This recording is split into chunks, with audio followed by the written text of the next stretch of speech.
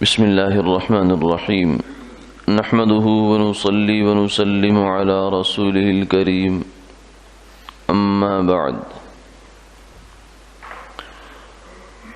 قال النبي صلى الله عليه وسلم لا تسبوا الأموات فإنهم قد أفضوا إلى ما عملوا. وفي رواية قال اذكروا محاسن موتاكم وكفوا عن مساويهم او كما قال عليه الصلاة والسلام.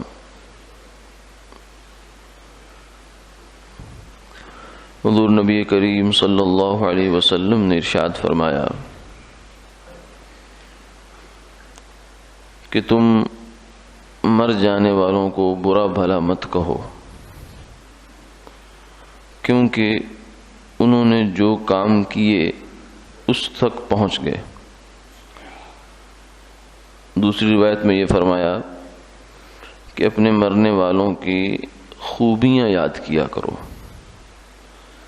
اور ان کی جو برائیاں ہیں ان سے صرف نظر کیا کرو، ان کا ذکر نہ کیا کرو.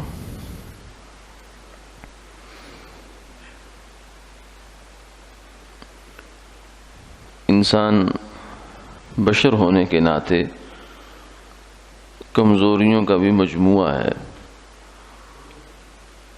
سوائے انبیاء علیہ السلام کے باقی ہر انسان میں غلطیوں کا، گناہوں کا احتمال ہے.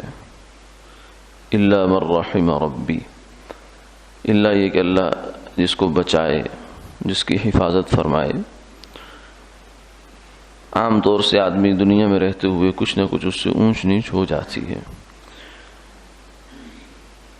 تو جب آدمی دنیا سے چلا جائے تو حکم یہ ہے کہ اب اس کو برا بھلا کہنے کی ضرورت نہیں ہے، اس پر طعن و تشنیع کرنے کی، لعن طعن کرنے کی ضرورت نہیں، اور نہ اس کا کوئی فائدہ ہے سوائے اس کے کہ آدمی بس اپنے جذبات کو تسکین دے.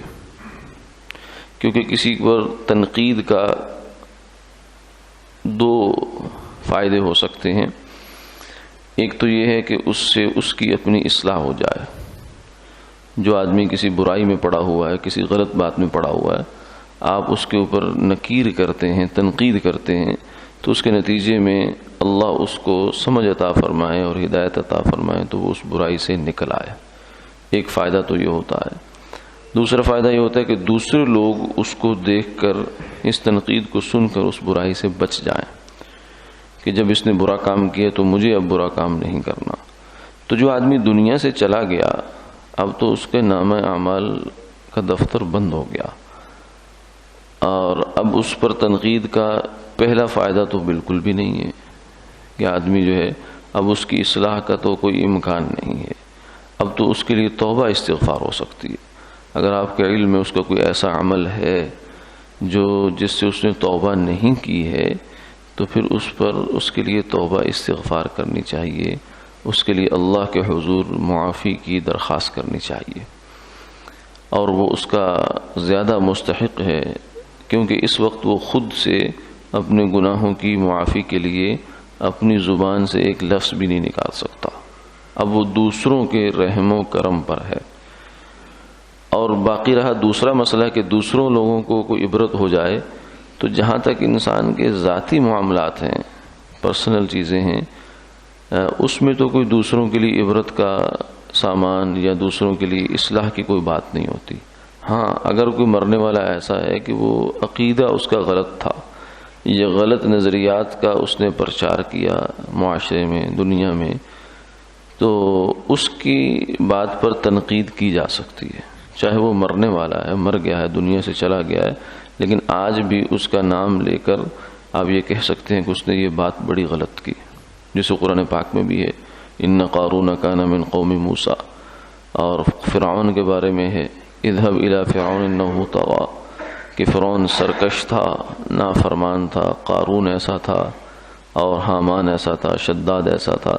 یہ سب جو برے لوگ ہیں ان کے تذکرے قرآن اور حدیث میں ہیں، حالانکہ وہ مرے ہوئے ہیں.